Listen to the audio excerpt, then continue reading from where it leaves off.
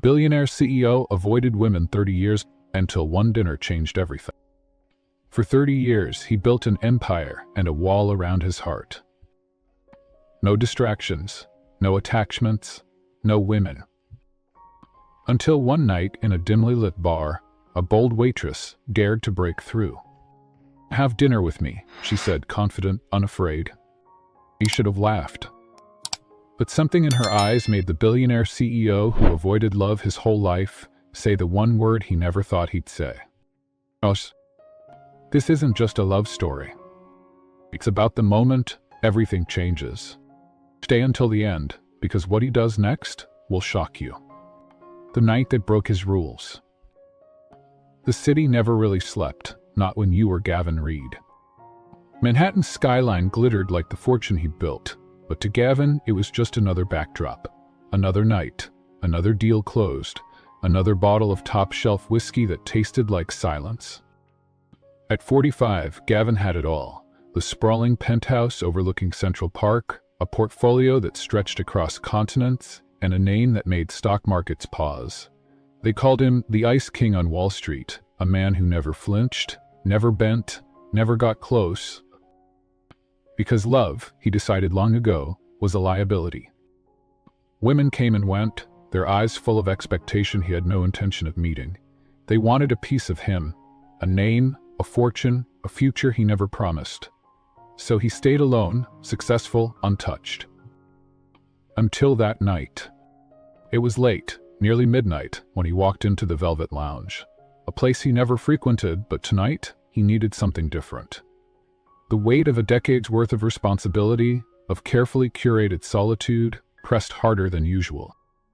He wasn't there to talk, he wasn't there to be seen, he just wanted quiet, a drink, and then he'd vanish back into the life he controlled so well.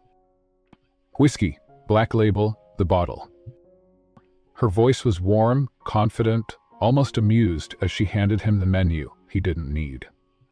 He looked up, and there she was.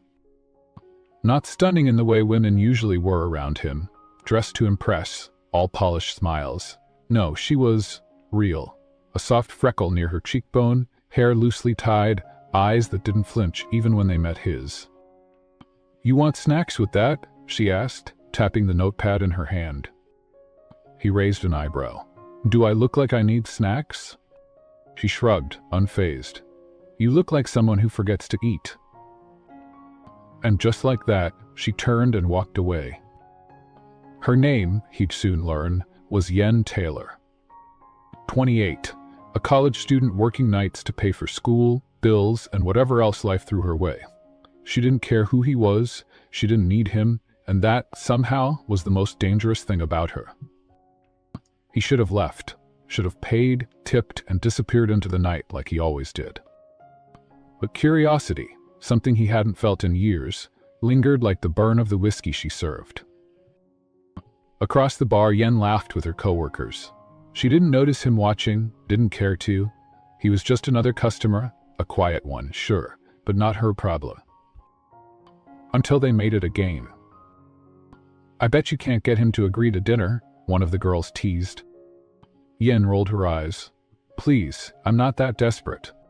"Come on, Yen. You always say you're fearless. Prove it."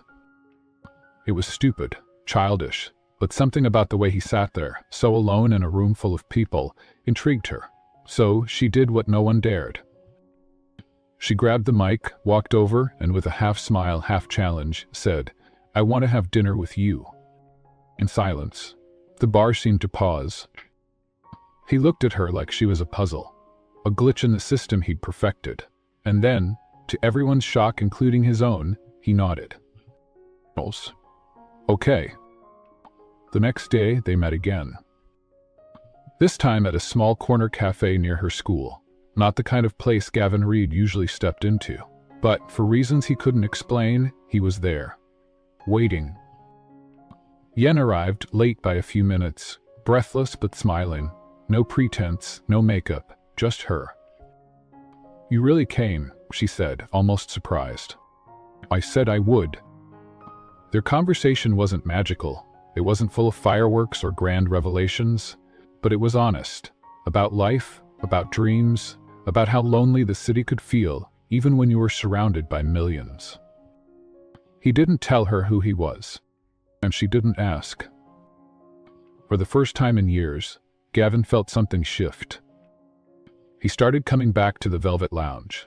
Not every night, but enough. She was always there, joking, working, living in a world so different from his, and somehow that world started to feel like something he wanted to be part of.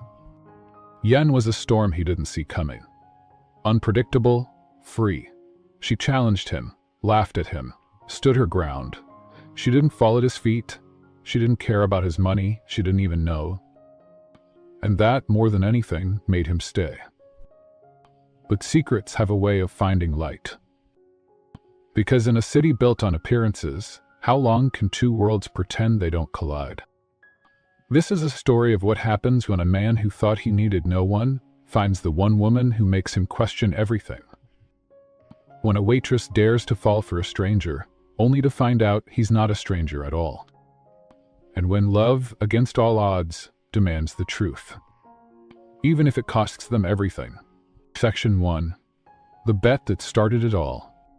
The bar was buzzing like it always did on Thursday nights, when the suits from the nearby financial district came to drink away the day's stress and pretend the weight of their empires wasn't pressing into the spaces behind their eyes. Yen Taylor had been on her feet since 5, and her sneakers were soaked from a spilled tray of Moscow mules she'd carried past a hedge fund manager with more rings than fingers. She didn't complain. Not out loud. Not even when her manager, who never smiled unless a bottle of Johnny Walker Blue was being signed off on, told her to keep the pretty face up front. But tonight was different, because he walked in. And nothing, not the fluorescent lights of Wall Street, not the burning clink of ice in a highball glass, could have prepared her for Gavin Reed. Not that she knew his name yet. He wore midnight like a suit, quiet, expensive, untouchable, the kind of man who didn't ask for attention, he simply made it impossible to look away.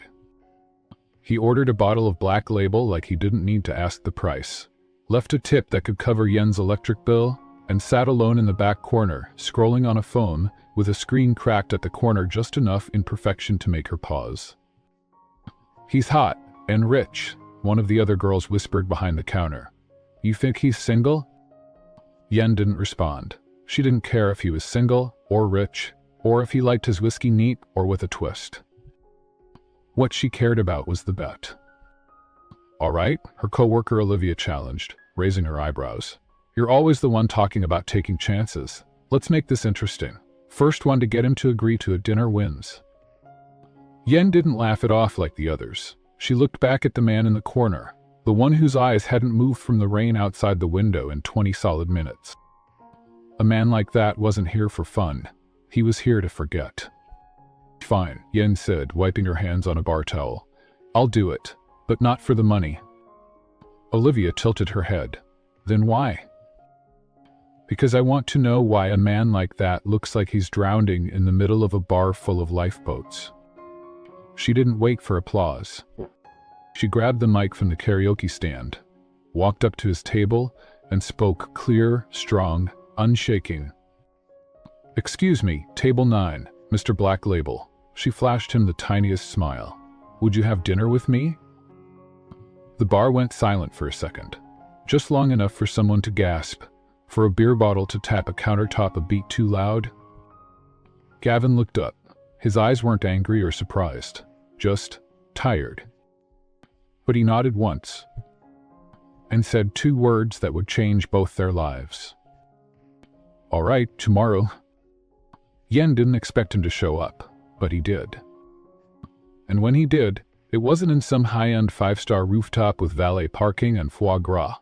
No, he met her outside the school cafeteria, where she sometimes took breaks from bar shifts to attend business classes part-time. "I thought this place had the best dumplings in the city," he said. Yen stared at him. "You're serious?" "I've had steak flown in from Tokyo," he replied, "but I've never had dumplings from a college cafeteria." And just like that, the walls began to crack. That night, they didn't talk about billions or balance sheets. They talked about home, about where they were from, About the one teacher who changed their lives, the music they listened to when it rained. And Yen told him the truth. That she wasn't looking for a way out, just a way forward. That she didn't believe in sugar daddies or fairy tales, and if he was looking for either, she wasn't the girl for him. He didn't flinch. "I'm not looking for a fantasy," Gavin said quietly. "I'm trying to remember what real feels like." What Yen didn't know, what she couldn't have known, was that Gavin hadn't dated anyone seriously in 30 years. Not since the accident. Not since his sister died in his arms and left a hole in his chest no boardroom could ever fill. He'd built an empire, yes, but love? Love was messier than stock valuations. It couldn't be controlled, predicted, or optimized. Until Yen. Because the waitress with the stubborn heart and the calloused hands reminded him that not all beauty came with strings. Some just offered you soup when you didn't know you were hungry. And some made you remember what it meant to feel again. But not everyone was happy about it. Them secrets? They have a way of following you into the light. Especially when one mistake in a parking lot security camera becomes a headline. Especially when the girl you're falling for is being accused of using her smile as a ladder. Especially when you're the CEO of a company worth more than some countries, and your board is already sharpening their knives. Still, Gavin didn't flinch. Because for the first time in 30 years, he didn't want to run. He wanted to stay. Even if staying came at a price. Section 2. The night she couldn't hide. Rain in the city had a way of exposing things. Cracks in the pavement, faces behind fogged-up windows, secrets people thought they could drown in neon lights and noise. For Yen Taylor that night, the rain wasn't just water on the streets. It was a mirror reflecting a version of herself she thought she'd buried long ago. It started with a text. "Gavin, meet me, same place, 8 p.m. She hesitated. The bar had closed early for a private event, which meant she was free for once. Free from the clink of glass and the heavy smell of liquor on her skin. Free to say yes. But freedom had a cost. And Yen wasn't sure if she could afford it. She arrived 5 minutes late, heart pounding harder than the rain against her borrowed umbrella. Gavin was already there, standing beneath the awning, dressed down this time, jeans, a dark sweater, no watch. Just a man. Just him. "You came," he said, his voice softer than she'd ever heard it. "I said I would." They didn't talk much at first, just walked. The city was quieter at night, the streets glossy with reflection. They passed by closed shops, the faint hum of jazz from a basement club drifting through the air. And then, like it had always been waiting, the question slipped between them. "Why do you work so hard?" Gavin asked. Yen didn't answer right away. She could have said the usual, the bills, the rent, her mother's hospital appointments, but instead, she stopped beneath an old street lamp, eyes fixed on a puddle at her feet. "Because no one's ever stayed long enough to help me." Gavin's jaw clenched, not in anger, in something closer to guilt or grief. "I know what that's like," he murmured, "to be the one people leave." Yen looked at him then, the flicker of pain in his eyes more honest than anything he'd said before. "What are you asking?" she asked. "What are you running from?" They ended up at his apartment. Not because she meant to go, but because the rain turned cold and her jacket wasn't enough, and because his voice, when he offered, wasn't demanding, it was tired. And for reasons she couldn't explain, she trusted that. The elevator ride was silent, not awkward, and heavy, like both of them were holding something too big to carry anymore. His place wasn't what she expected. No grand piano, no gold fixtures, just a space, clean, almost bare. Books lined the walls, a photo on the mantel turned face down. She noticed that, but didn't ask. Instead, he handed her a towel, then disappeared into the kitchen, coming back with 2 mugs of tea, not coffee. "No whiskey tonight," she teased. He almost smiled. Not every night needs to be an escape. They sat on the couch, a space between them, not quite close, not quite far. And then she saw it. And at the picture, it had fallen, revealing a young girl, 10, maybe 11, with Gavin's eyes and a laugh, frozen in time. "Your daughter?" Yen asked, her voice barely above a whisper. He shook his head slowly. "My sister." Silence stretched. "She died when I was 18. Yen looked down, her fingers tightening around the warm ceramic in her hands. "I'm sorry." "She used to say I was too serious," he said, eyes distant now. "That I needed to laugh more, to live more." Yen swallowed hard, something in her chest tightening. "What happened?" "She had a heart condition. We didn't know. One night she just didn't wake up." The room was colder now, or maybe it was just the memories. And before she could stop herself, before she could think of reasons not to, Yen reached out and placed her hand over his. "I know what it's like to lose someone." He looked at her, surprised. "My father," she said quietly. "When I was 13, car accident. My mom never really came back from it. She's alive, but it's like part of her stayed with him." Gavin's thumb brushed over her knuckles, slow, deliberate. They didn't need more words. Some grief didn't need explaining. But just as the moment settled, her phone buzzed. She hesitated. "Unknown number. We need to talk. About Gavin Reed." Her stomach dropped. She put the phone face down. Gavin noticed. "Everything okay?" She forced a smile. "Yeah, just work." But it wasn't. Because Yen had lived long enough to know that nothing good came from texts like that. And when she left that night, stepping back into the rain, something inside her knew. The past never stayed hidden. Not for long. Here's session 3, the offer she couldn't accept, where doubt creeps in and trust is tested, deep emotions and the stakes begin to rise. Session 3, the offer she couldn't accept. The morning came heavy, with gray skies and questions Yen couldn't shake. She sat at the kitchen table of her small apartment, her hands wrapped around a chipped mug of instant coffee, staring at the message still glowing on her phone. "Unknown number. We need to talk. About Gavin Reed." It wasn't just curiosity that gnawed at her. It was fear, the kind that curled in her stomach like smoke, thick and choking. She didn't want to believe it. She didn't want to believe that something, someone, could pull her out of the moment she'd shared with him last night. That look in his eyes, the way he spoke of his sister, it wasn't fake. She was sure of it. And yet, her phone buzzed again. "Unknown number, tonight, 7 p.m., the old theater on 6th, come alone." She could ignore it. She should ignore it. But some voices don't let you sleep until you answer. The bar was busier than usual. Friday nights always were. But Yen couldn't focus. Not on the orders, the customers, the jokes Olivia cracked about high rollers and low morals. Her mind was somewhere else. With him. With them.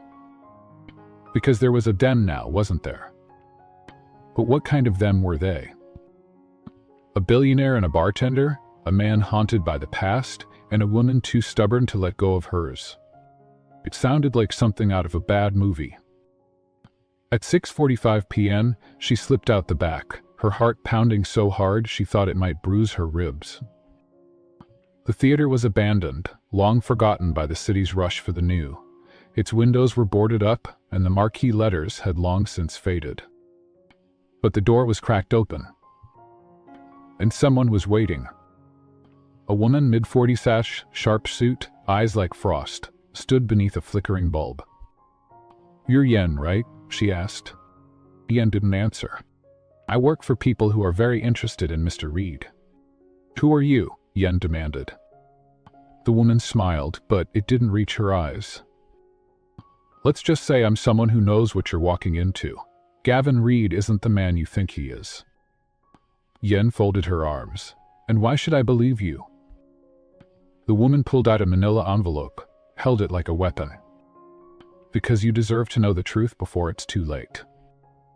Later, back in her apartment, Yen sat on her bed, the contents of the envelope spread out like shattered glass.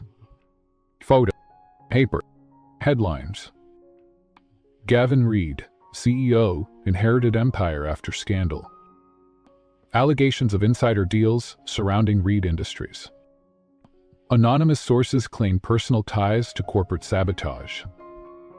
Her head spun. No, this wasn't the man she'd shared tea with. The man who spoke about his sister like she was the only pure thing he'd ever known. It couldn't be. But then there was the offer.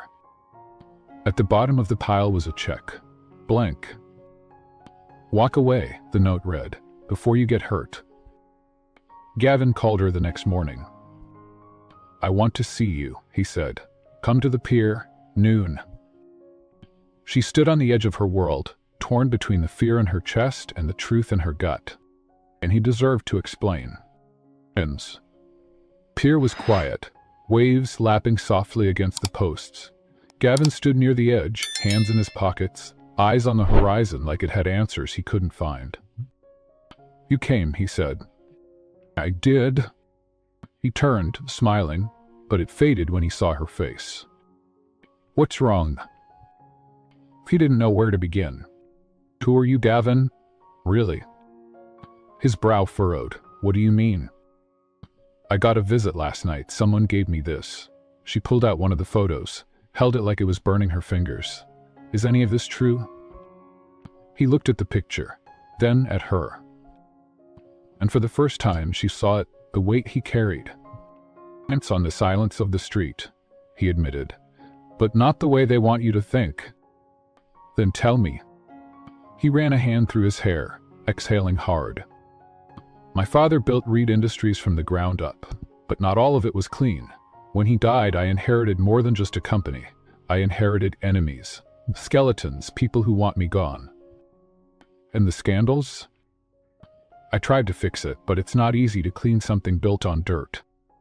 Yen shook her head, tears stinging her eyes. Why didn't you tell me? Because I didn't want to lose you before I had a chance to know you. Her voice cracked. And what about this? She held up the check.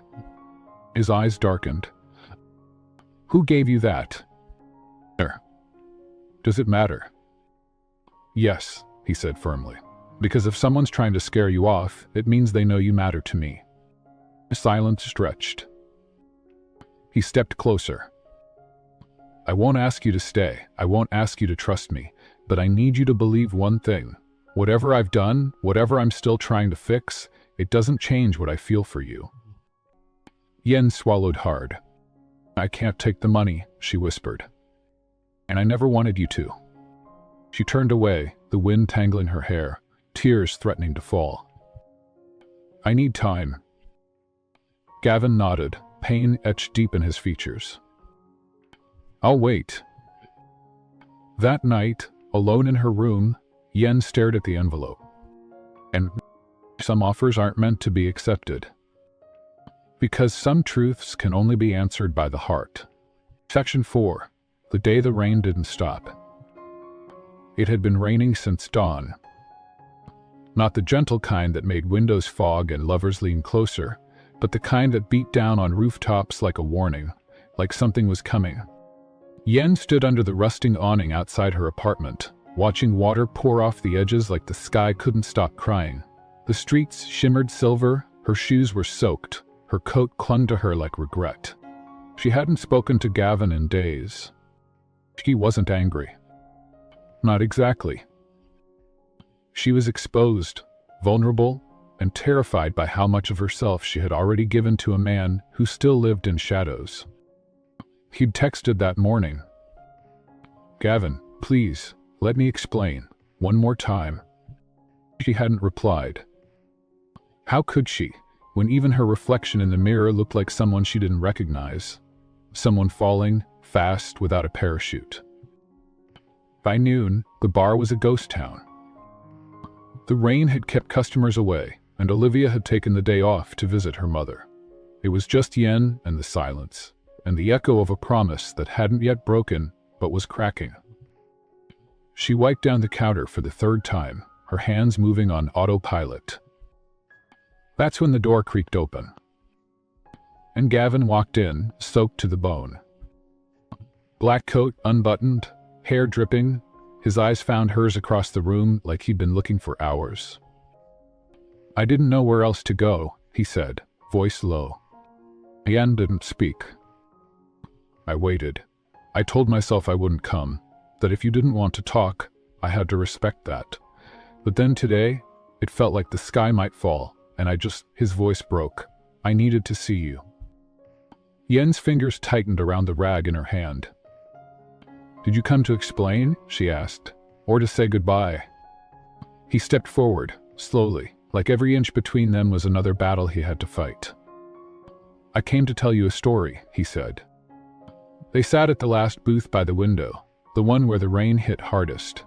Gavin wrapped his cold hands around a mug of coffee she poured, black, no sugar, just like he drank it before. "I had a sister," he began. Yen's heart already knew. She was bright, impossible not to love, but she was sick. My parents, they were always too busy, too rich, too caught up in appearances to deal with real things. So I did. He looked out at the storm. "She died when I was 20. On a day just like this, I was supposed to take her to the hospital. I got caught up in a meeting. 15 minutes, that's all it took." Yen sat still, barely breathing. "I've been trying to make up for it ever since.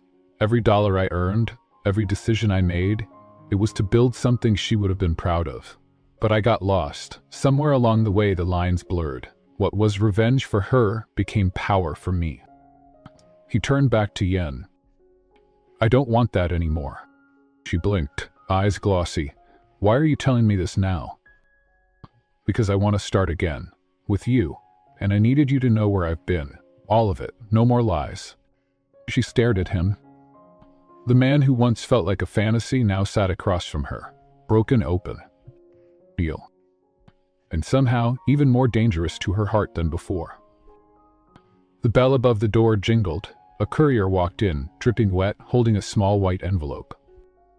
"Miss Yen Taylor." She nodded, confused. The man handed her the envelope and left.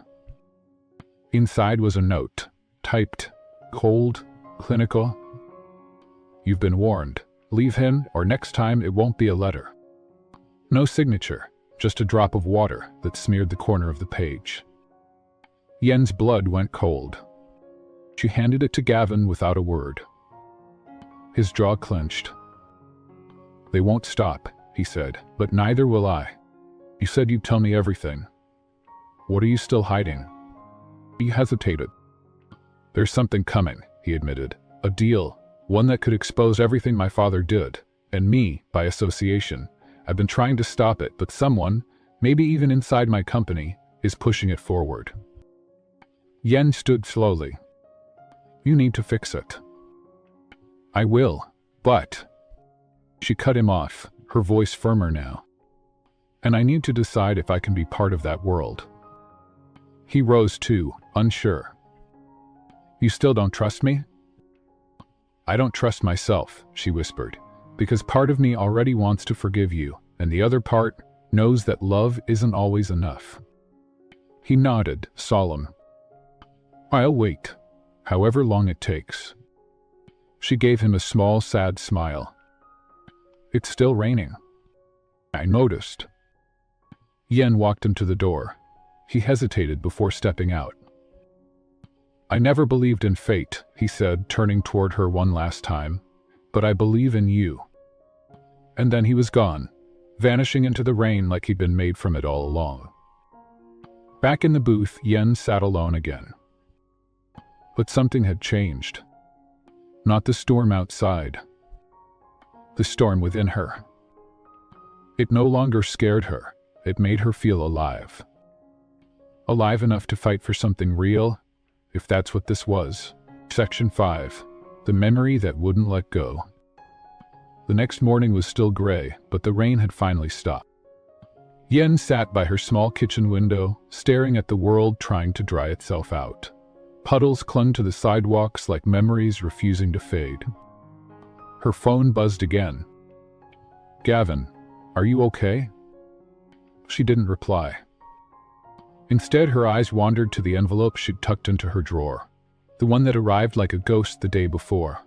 The words still echoed in her mind. "You've been warned." Whoever sent it knew her, knew then, and wanted her gone. But it wasn't fear that kept her frozen. It was something deeper, something older. Later that afternoon, she found herself walking the streets of the city with no real destination. Her feet led her, but her heart was stuck somewhere else, sometime else. She ended up in front of an old bookstore she hadn't seen in years. Its windows were dusty, its sign faded, but something about it called to her. Inside, the smell of worn pages and forgotten stories wrapped around her like a blanket. "Looking for anything special?" an elderly man asked from behind the counter. "No," she said softly, "just looking." She wandered the aisles, fingers grazing spines, until she stalked. A small blue notebook, tattered, familiar. She picked it up, heart pounding. It wasn't the notebook itself, it was what it reminded her of. Her father.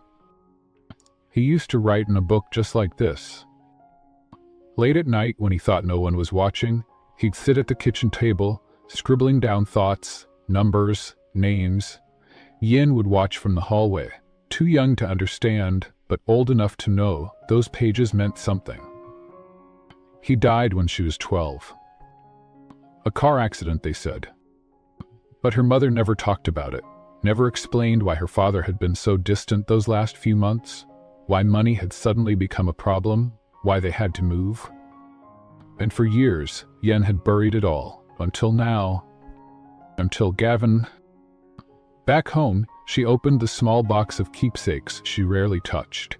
Old photos, a few letters, a keychain from a summer trip that felt like another life. And at the bottom, she found a photograph, faded but clear enough. Her father, smiling, arm around another man, tall, stern-faced, with eyes that looked like they didn't belong in the picture. Eyes she'd seen before. Gavin. No, Gavin's father. She turned the photo over. Scrawled in her father's handwriting, "Mitchell and Walker Corpse, Partners, 1997. Her chest tightened. She had heard of the Walker name, of course. Gavin had mentioned his father's empire, his legacy, but she never knew this. I never knew her father had been tied to it. Her hands shook as she picked up her phone. "We need to talk. Now." They met at a quiet cafe outside the city, away from the noise and the eyes. Gavin was already there, pacing, worried. "Yen, what happened?" She didn't sit. She just pulled the photo from her bag and laid it on the table. His face went pale. "Where did you get this?" "My father." "That's him, isn't it? With your father?" Gavin sat slowly, staring at the image like it was something alive.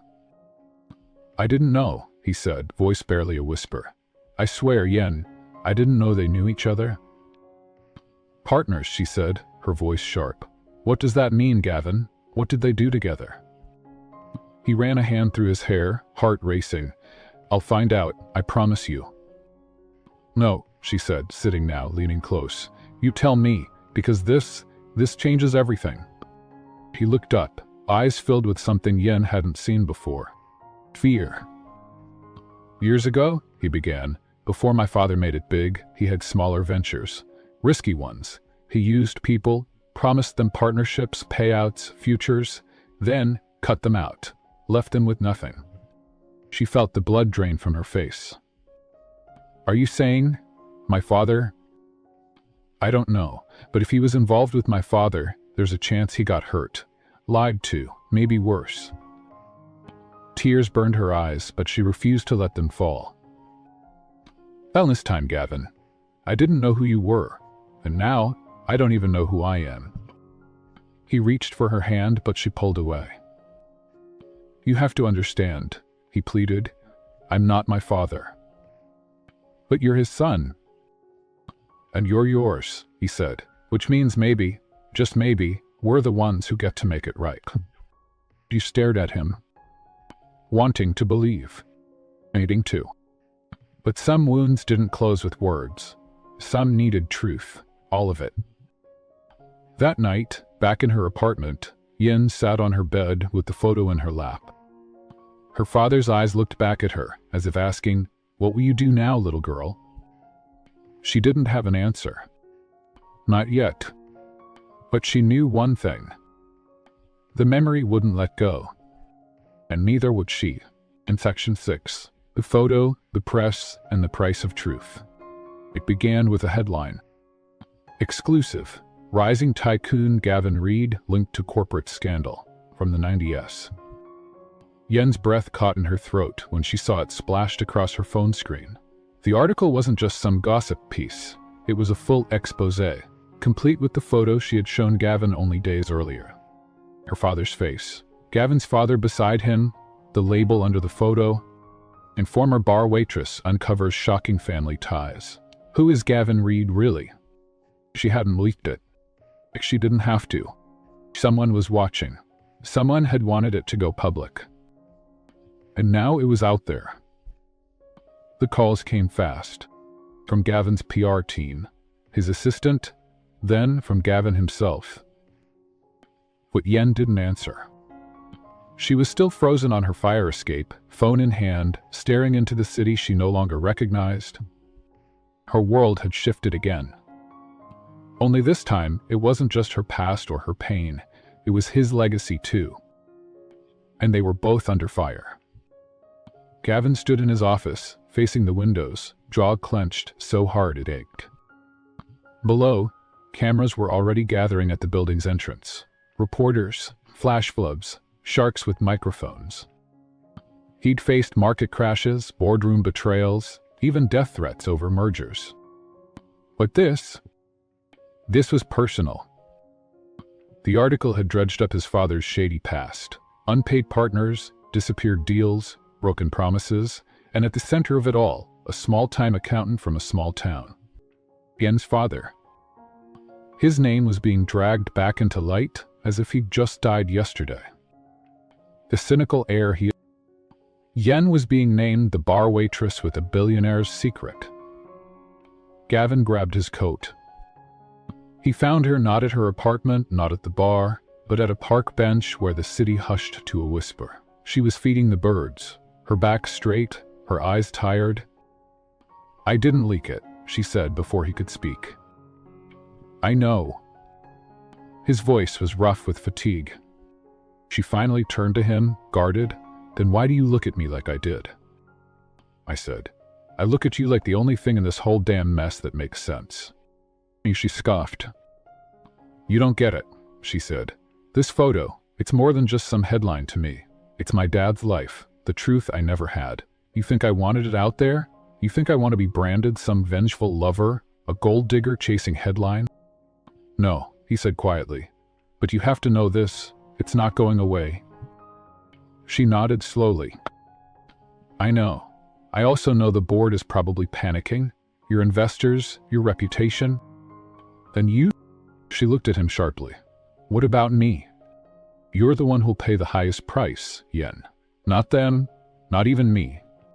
A silence settled between them, heavy as the clouds overhead. Then he reached into his coat pocket and pulled out a folded paper. "I went digging," he said. "Found an old shareholder report from my father's private holdings, one that wasn't made public." Yen took the paper with trembling fingers. And there it was. Her father's name. And a minority stakeholder. Wiped off the records just weeks before his death. He was owed something, Gavin said. Money, respect, and maybe justice. She looked up at him, voice shaking.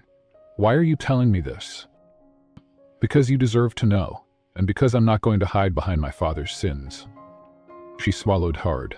"So what now?" "We tell the truth." Her eyes widened. He nodded, publicly, together. "No problem." "No spin," he said, "just the story, as it happened." And what happens after that? He met her gaze, vulnerable now. I don't know, but I'm done living under someone else's shadow. The press conference was scheduled for Friday. By Wednesday night, the city was buzzing. Speculation, conspiracy theories, social media storms, and amidst it all, Yen stayed silent. Until a knock came at her door. It wasn't Gavin. It was a woman, late 50s, elegant, haunted eyes. I'm Amanda Reed, she said softly. Gavin's mother? Yen's throat tightened. I need to talk to you, Amanda said, stepping inside without waiting. She sat on the worn couch, looking around at the small space, as if it told her something she needed to know. My husband ruined more lives than just your father's, Amanda said. He broke promises, built an empire on the backs of quieter men. Yen sat, unsure where this was going. I stayed silent for years, Amanda continued.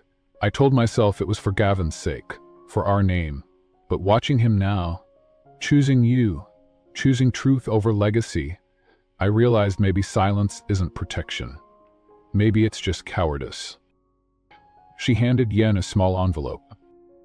Inside a second photo, her father again, in an office with papers, and Gavin's father, signing something. The date was 1 week before his death. I thought you should have this, Amanda said. Maybe it helps, maybe it hurts, I don't know. But Gavin's not his father. He's already proven that. And you're stronger than you think. Then she stood and left. Friday came. Gavin stood behind the podium, Yen beside him. The cameras flashed. The mics crackled. And then, for the first time, he spoke the truth out loud. My name is Gavin Reed, and today I want to speak not as a CEO, but as a son. A man who's discovered the cost of silence, and a man who's ready to face the truth, no matter what it costs me. Yen stood when it was her turn. Hands shaking, but her voice clear. My father wasn't a powerful man, but he was honest, and that should have been enough. I don't want revenge, I want remembrance, for all the people who get forgotten when money takes center stage. And in that moment, with the world watching, the photo lost its power to wound. It became history. And they, Gavin and Yen, became something more. Session 7. The man who wouldn't let go. The city never really sleeps, but after a storm like that press conference, even the night felt quieter. Yen lay awake, staring at the ceiling of her small apartment, the echoes of the day playing over in her mind. The cameras, the lights, Gavin's hand holding hers as the truth poured out like a wound finally opened. She had thought that truth would bring peace. But peace, it seemed, was still far away. Across town, Gavin stood in his penthouse, glass in hand, untouched.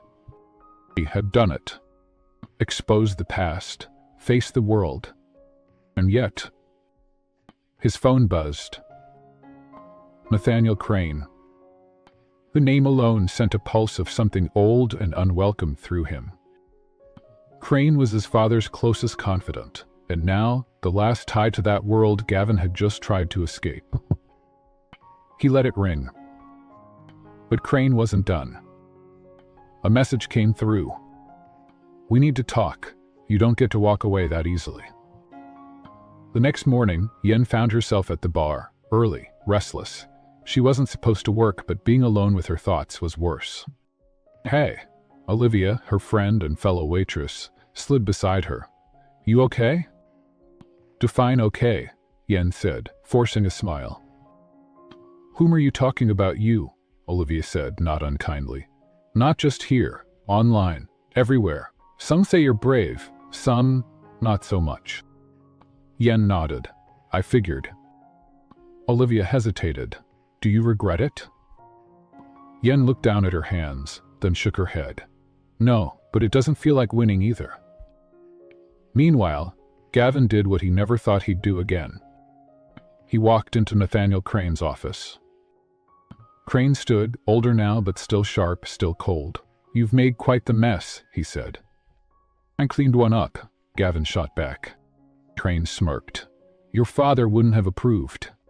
He's not here. No, but I am. And I know where the bodies are buried, Gavin. You think that press conference was enough?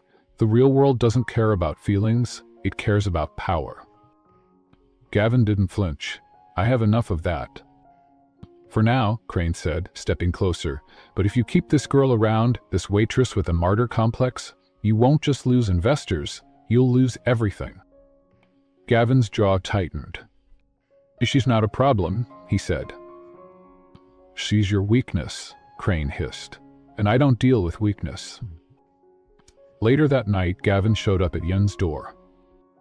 He didn't smile. She didn't speak. Just walked in and sat down, like a man with too many storms inside. What happened? She asked. Crane, he said simply. He's not letting go. Yen sat beside him. You knew this wouldn't be easy. I did, he said. But I didn't think he'd come for you. And she stiffened. What do you mean? He looked at her then, eyes darker than she'd ever seen. He wants me to cut ties, publicly, say we're done, that you were just a phase. And what did you say? He didn't answer right away. Instead, he reached into his pocket and pulled out a velvet box.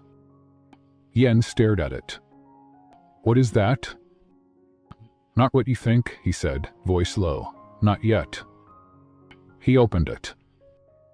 Inside, a ring. Simple, no diamonds, just a thin band. This was my sister's, he said. She died when she was 12, congenital heart defect. Yen's breath caught. She used to tell me, he continued, that one day, when I met someone who made me feel like I was home, I should give them this. Not to marry, just a promise. A promise of what? And I wouldn't run. Yen looked at him, eyes filling. The psychologist hugged her tightly and said, I don't care what Crane says, he said. I'm not letting go, not of you. Tears slipped down her cheek. But then, a knock. They both froze. Gavin stood slowly, walked to the door, opened it. A man stood there. Slick, smiling. Mr. Reed, he said, you've been served. He handed over a legal envelope. Gavin opened it. Lawsuit. Defamation, breach of contract, filed by Crane Enterprises. Gavin turned, eyes blazing. They're coming for us. Yen stood, wiping her tears. Then let them. He walked back to her, took her hands. No more hiding, he said. No more hiding, she echoed. And in that quiet, with the city pressing in from all sides, they made a vow. They would fight. For truth. For love. For a future that didn't belong to anyone else but them. Session 8. The confrontation, the crash, and the call that changed everything. The lawsuit wasn't just a piece of paper. It was a weapon. By the end of the week, Gavin's name was everywhere. Again. But this time, not as the elusive billionaire. Now he was the reckless CEO, risking everything over a bar waitress. Headlines screamed scandal. Investors pulled out. Partners distanced themselves. And Crane? He wasn't done. Come alone. That was the message Gavin received. The location pinned.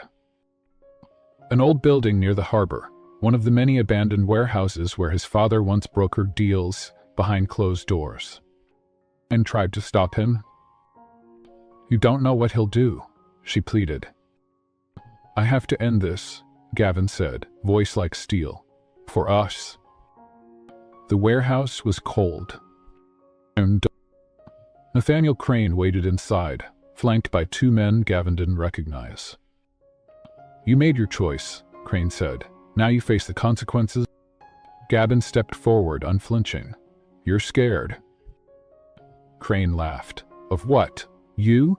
You're a child playing in a world built by men like me. I'm not playing. Crane's eyes narrowed.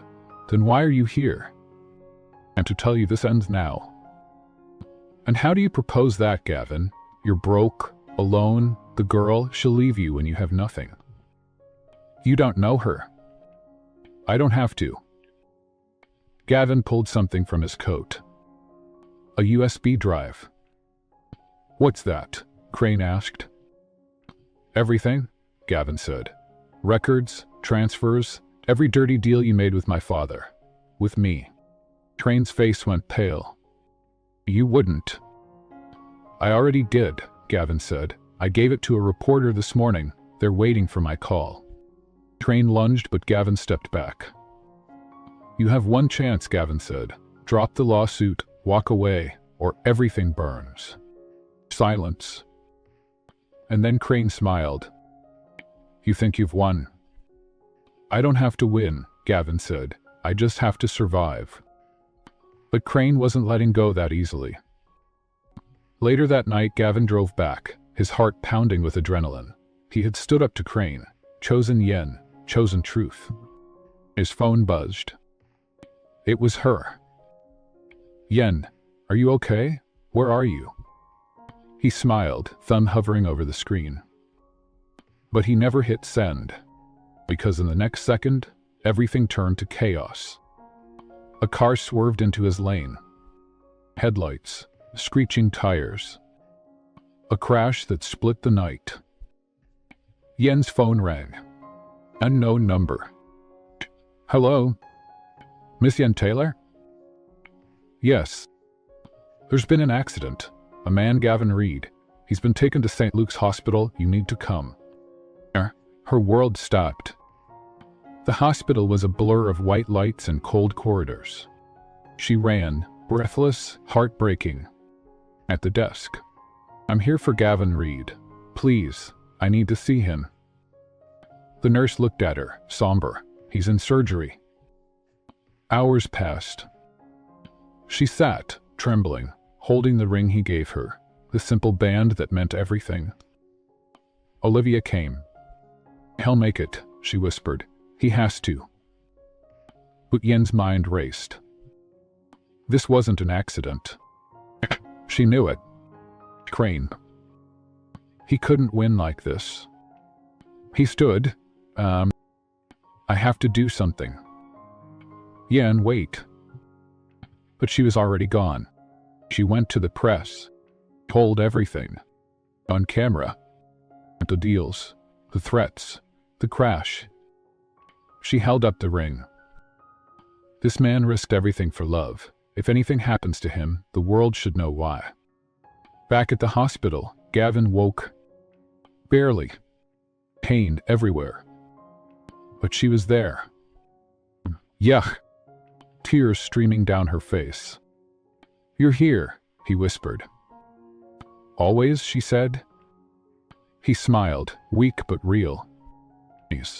I heard you. But even in that quiet moment, one truth remained. Train wouldn't stop. Not yet. Section 9. The mother, the memory, and the moment of truth. The city was still reeling. Yen's interview had gone viral. She hadn't planned it. It wasn't strategy, it was survival. Her voice, shaking but clear, had cut through the noise. And now people weren't just watching, they were listening. Gavin's hospital room became a sanctuary, one where the world faded and the only thing that mattered was breath. In, out, and the quiet hum of machines fighting to keep him here. Yen never left his side. But when the nurse came in that morning with a gentle nudge, "There's someone here to see you," she felt a shift, a thread pulled loose. The woman in the waiting room was older, poised, dressed in a way that didn't scream wealth, but whispered history. "Miss Taylor?" the woman asked. "Yes," Yen replied, guarded. "I'm Margaret Reed." The name hit like ice. I'm Gavin's mother. They sat across from each other in the small hospital cafe, a space too warm for the chill between them. "I wasn't sure if I should come," Margaret said, "but I saw your interview, I had to." Yen didn't know what to say. "I know we've never met. Gavin, he doesn't talk much about me, about his past." "No," Yen said softly, "he does." Margaret looked down at her hands. Because there's too much pain in it. She told her about the man Gavin's father was. Powerful, brilliant, and ruthless. About the little girl, Gavin's sister, who died too young. About the night Margaret left. Not because she wanted to, but because staying meant losing herself. I wasn't strong then, she whispered. I let them pull me away. I thought he'd be better without me. Yen's heart ached. He wasn't. Margaret nodded. I know. That's why I'm here. To help him. To help you. Back in the room, Gavin stirred. His eyes opened, meeting Yen's, then flicked to the door where Margaret stood. He froze. Mom? Her lip trembled. Yes, sweetheart. It's me. Yen stepped back, giving them space. Margaret crossed the room, slow, careful. I'm sorry, she said, voice breaking. I should have come sooner. Gavin's face was unreadable. I don't need your apologies, he said. Not now. I didn't come for forgiveness, she said. I came to fight. For you. Later, when the sun had begun to dip, painting the hospital walls in gold, Yen found Gavin sitting up, stronger but quieter. She told me everything, he said. Yen sat beside him. How do you feel? Hard, but lighter. He turned to her. There's something I need to show you. He reached for a drawer, pulling out an old photo. It was warm, edges frayed. A little boy, maybe 6, standing with a girl, not much older than 2, in front of a small house. That's me, he said. And that's my sister. Yen smiled softly. She looks like you. She used to tell me, he said, voice low, that people who love you never really leave. They stay, in memories, in moments. He looked at her. And now she's here. Tears slipped down her cheek. I'm not going anywhere, she whispered. But the moment of peace shattered when Gavin's phone buzzed. It was Margaret. She had left the hospital an hour ago. The message was short. Train knows I'm here. He wants to meet. Alone. Yen stood, fear flooding her chest. We have to stop her. But Gavin's eyes were steady. Usam Naji, he said. We do this together. The courtroom was packed. Reporters filled every bench. Cameras flashed, their shutters like a heartbeat of tension. Everyone was here for one thing, the fall or the redemption of Gavin Reed. He wasn't just a billionaire CEO anymore. He was the man who had disappeared from the public eye, only to return weeks later, not with a press release, but with a woman beside him and the truth on his lips. And today, he would tell the world everything. But not before they tried to silence him one last time. The trial wasn't criminal. Not yet. It was a civil suit, Crane Holdings versus Gavin Reed. The board had accused him of violating fiduciary duty, defamation, and misappropriation of internal assets. All because he had cut ties with them, pulled millions from their shared ventures, and leaked a file that exposed decades of financial abuse. Yen sat behind him, her hands trembling. This wasn't her world, not the marble floors, the sharp suits, the cruel eyes behind polished glasses. But Gavin's hand found hers. Just once, and he didn't let go. The judge called the room to order. Crane's lead attorney rose first, polished, cold. This is a case of betrayal, he said. Mr. Reed, acting on emotion, not evidence, sabotaged the company he was sworn to protect. He let a bartender, his voice dripped with contempt, manipulate him into believing a false narrative. Yen's jaw tightened. But Gavin stood calmly. When it was his turn, he didn't raise his voice. I didn't leave because of Yen Taylor, he said. I left because I finally saw the truth. Because I realized the empire I helped build was rotting from the inside. He turned to the jury. I was blind for 30 years. I let greed wear a suit and call it self-progress, and I hurt people along the way. He paused, for she reminded me what it meant. She reminded me what it meant to care, to see. Then came the moment no one expected. From the back row, Margaret Reed rose. "Your Honor," she said, holding a folder, "I'd like to submit something." The judge hesitated. "You are?" "The defendant's mother," she said, "and a former co-founder of Reed Foundation. These are records, financial and legal, from over 25 years ago. Documents Crane never thought would surface again." Crane's lawyers objected loudly. But it was too late. The judge allowed it. What followed wasn't a legal drama. It was a reckoning. The files revealed secret payouts, forged signatures, offshore accounts tied to humanitarian fraud, all linked back to Gregory Crane. Margaret's calm demeanor melted only once, when the judge turned to her and said, "You've held this for decades?" She nodded, tears in her eyes. "I didn't have the strength then," she whispered, "but my son does now." The jury returned faster than anyone anticipated. Crane lost. Every count. But it wasn't just a victory. It was a funeral. Crane's career was over. The press devoured the scandal. Stocks crashed. His name, once synonymous with wealth and control, became a cautionary tale. And Gavin? He walked out of that courtroom into blinding sunlight, a free man. Outside, Yen waited. She hadn't spoken during the hearing, not a word. But as he approached her, bruised by battle but standing tall, she whispered, "You chose the truth, even when it cost you everything." He took her hand. "It didn't cost me you," he said, "so I didn't lose."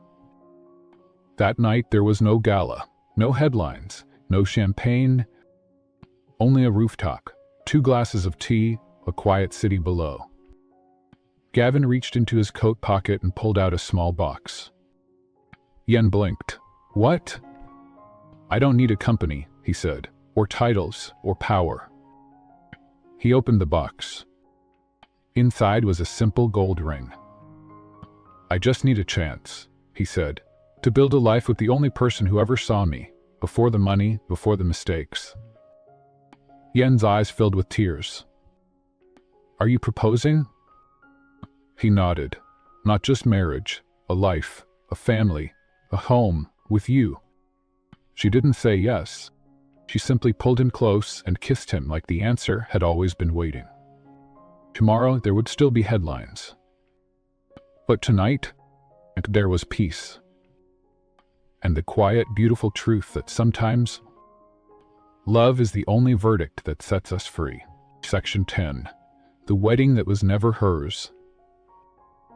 The chapel stood quiet, tucked away on the cliffs just beyond the city, where the ocean met the sky in a blur of endless blue. It wasn't grand, it wasn't even finished. Wooden beams stretched over an open frame, the scent of sawdust still clinging to the air. There were no pews, no stained glass, no aisle scattered with rose petals. But it was theirs. Yen stood at the edge, barefoot in the grass, the wind playing with the hem of her white dress. Not a wedding gown, just something simple, something soft, something real. She ran her fingers over the smooth wood of the altar Gavin had built himself, every nail driven in by hands that used to sign billion-dollar contracts, now steady with purpose. This wasn't a wedding for the world. This wasn't about rings, or vows, or photographers. This was about them. A promise. A choice. A life rebuilt from ruins. Across the meadow, Gavin approached. No suit, no tie, just the man she fell for, free from the weight of his past, stripped of titles, of power, of everything except the truth of who he had become. He stopped beside her, breath caught in his throat. "You didn't have to wear white," he teased, eyes shining. "I didn't," she smiled. "It chose me." He took her hand, warm and steady. "You sure about this?" he asked, voice low. "I was never sure about anything," she admitted, "until you..." They stood in silence, the ocean whispering promises the world never could keep. Margaret stood nearby, tears glistening but unfallen. Olivia, Yen's old friend, held a small bouquet of wildflowers picked from the hills. A few faces from the foundation, kids they had mentored, stood quietly, witnesses to something bigger than love. It wasn't legal. It wasn't official. But it was everything. Gavin reached into his pocket, pulling out the simple band he had once given her. Not for marriage, but for meaning. He slid it onto her finger again, this time with no doubt, no fear. "I don't want a wedding," he said softly. "I want a forever." Yen leaned in, forehead to his, eyes closed. "Then let's start now." They didn't kiss with fanfare. They didn't seal it with applause. They just stood there, in the middle of nowhere, in the middle of everything, and held each other like the world didn't need to understand. Because it didn't. Later, as the sun dipped low, painting the sky in gold and crimson, they sat on the chapel steps, watching the waves crash far below. "I used to think power meant control," Gavin said, his hand resting on hers. "And now?" Yen asked. "Now I know it means letting go, of fear, of the past, of who I thought I had to be." She smiled, resting her head on his shoulder. "I never wanted a king," she whispered. "I just wanted you." As twilight settled, they walked back to their car, an old pickup, borrowed, battered, but reliable. No chauffeurs, no limousines, just two people, driving towards something new. And in the back seat, a small wooden sign, hand-painted by one of the kids from the foundation, rested against a stack of books. It read, "Home is where you choose to stay." Closing scene, the future they built. Months later, the chapel was finished. Not for weddings, not for ceremonies, but for moments, quiet ones. Like a boy from the foundation reciting his first poem there, his voice echoing strong and sure. Like Margaret playing piano for a small crowd, her hands finding grace again. Like Gavin and Yen, dancing under the stars, no music, no audience, just the hum of a life they never saw coming. They never signed a marriage certificate. But every day they chose each other. Again and again. And when people asked about the chapel, Yen would smile and say, "It's not a wedding venue. It's a place where promises live." And for them, that was more than enough. Conclusion. When the rain finally stopped, spring came quietly. No parades, no fanfare, just the soft, steady drip of thawed ice slipping from the roof of the little brownstone apartment Yen now called home, or at least the beginning of one. She stood by the window that morning, watching sunlight stretch across the skyline. For the first time in years, it wasn't just light. It was warmth. Behind her, Gavin stirred, still groggy from a night of soft laughter and whispered promises. He padded barefoot to where she stood and wrapped his arms around her. "I thought you were a dream," he murmured. She leaned into him. "You used to be one." Their lives didn't look like a fairy tale. Not in the traditional sense. There was no mansion, no private jet, no paparazzi outside the door. Gavin had sold his shares, left his CEO title behind, and bought back something far more rare: peace of mind. With Margaret, he rebuilt a bridge that had once burned in silence. With Yen, he started over. Together they launched the Reed Taylor Foundation, a non-profit to help underprivileged students with mentorship, education, and job placement. Not to change the world, but to change someone's world, one life at a time. And that was enough. One rainy afternoon, as the city blurred behind droplets on the cafe window, Yen sat beside Gavin at a small table and watched a girl, no older than she had been when her life unraveled, walk in, wet, alone, carrying a folder pressed to her chest. Yen met her gaze. She smiled. And in that moment she saw herself. But this time she could be the person who said, "Come in, you belong here." Gavin proposed again. Not with a ring, but with a key. They were walking in the park, just the two of them. No speeches, just a quiet, "Will you build this life with me?" as he placed the brass key in her palm. She didn't say yes. She took his hand and led him home. That night they danced barefoot in the kitchen, to music only they could hear. Margaret became a grandmother figure to the community. Her once shaky voice now read bedtime stories at the youth center. The woman who had once run from the shadows now stood in sunlight, her wrinkles no longer from regret but from smiling too often. As for Yen, she was never just a waitress again. She was a storyteller, a fighter, a woman who had pulled herself up not because someone gave her a ladder, but because she had become the ladder for others to climb. And Gavin, he was no longer just a man with a name on buildings.